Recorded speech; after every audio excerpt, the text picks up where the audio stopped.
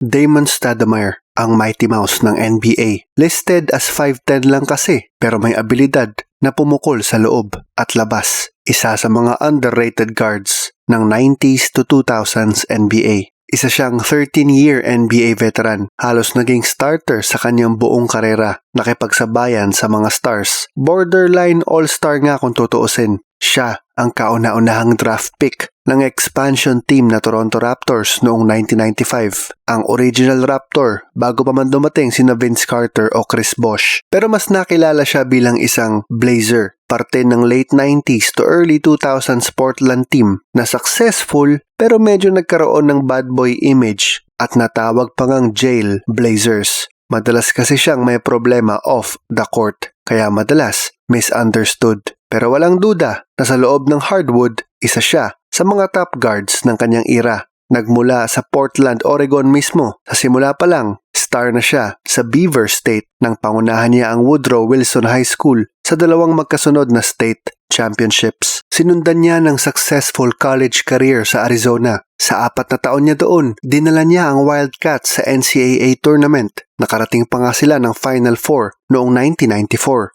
By the time na natapos na ang kanyang karera sa Arizona, isa siya sa mga top players ng NCAA at naging consensus first team All-American. Pagdating ng 1995 NBA Draft, napili siya ng bagong saltang team na Toronto Raptors. Sakto kasi ang GM ng Raptors at that time ay yung original na Isaiah Thomas. Isa ding maliit pero matinik na legendary point guard.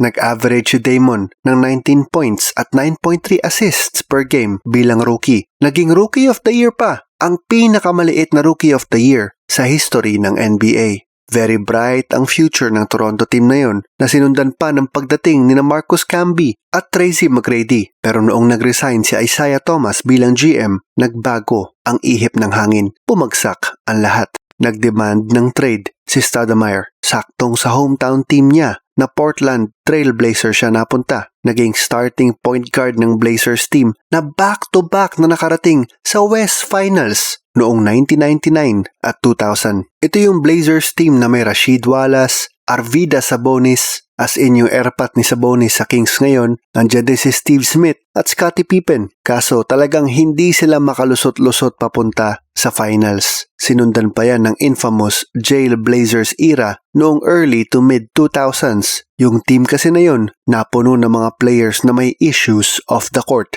At isa si Stoudemire sa mga players na mangilang ulit na hulihan ng possession ng Mary Jane. Natapos na ang kanyang oras sa Portland at paglipat niya sa mga teams tulad ng Grizzlies at Spurs, naging veteran presence siya na siguradong nakatulong sa pagiging batikan na coach. Later on, magpahanggang ngayon. Kaya kung tutuusin, kahit mabilis lang ang peak ng kanyang playing years, tuloy pa rin ang NBA career. Yan si Damon Stoudemire. Aisha Plok, Luis Ascona sa sulat ni Ryan Garcia. Balero.